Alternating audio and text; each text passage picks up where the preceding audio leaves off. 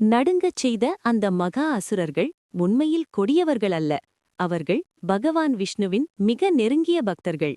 வைகுண்டத்தின் காவலர்கள் பூமியில் ஏன் கொடூரமான அசுரர்களாக பிறந்தார்கள்?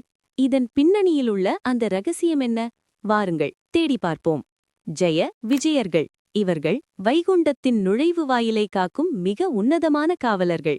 ஒருமுறை பிரம்மதேவரின் புதல்வர்களான சனகாதி முனிவர்கள் மகாவிஷ்ணுவை தரிசிக்க வைகுண்டம் வந்தார்கள். அவர்கள் பார்ப்பதற்கு சிறுவர்களைப் போல இருந்ததால் ஜெய விஜயர்கள் அவர்களை உள்ளே விடாமல் தடுத்து நிறுத்தினார்கள். இதனால் கோபமடைந்த முனிவர்கள், நீங்கள் இருவரும் பூலோகத்தில் அசுரர்களாக பிறக்க கடவது என்று சாபமிட்டார்கள்.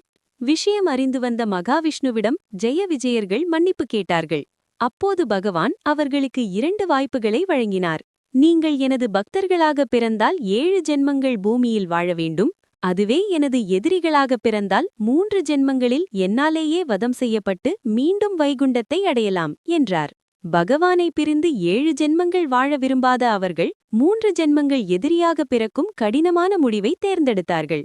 அவர்களின் முதல் அசுர அவதாரம் சத்தியயுகத்தில் நிகழ்ந்தது. அவர்கள் இரண்யாட்சன் மற்றும் இரண்யகசிபு என்ற கொடிய அசுரர்களாக பிறந்தார்கள். விஷ்ணுவின் மீது அளவற்ற வெறுப்பை கொண்டிருந்தார்கள். இரண்யாட்சன் பூமியை கடலுக்கடியில் கொண்டு சென்று மறைத்து வைத்தபோது பகவான் வராக அவதாரம் எடுத்து அவனை வதம் செய்தார்.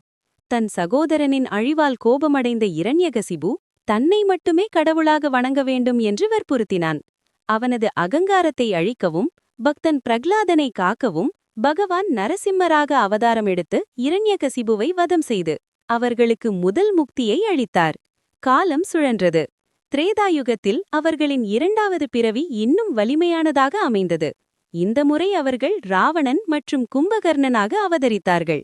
ராவணன் சிவபெருமானின் தீவிர பக்தராகவும் நிகரற்ற அறிவாளியாகவும் இருந்தார். ஆனால் அவரது ஈகோ மற்றும் பேராசை அவரை அழிவுக்கு இட்டுச் சென்றது.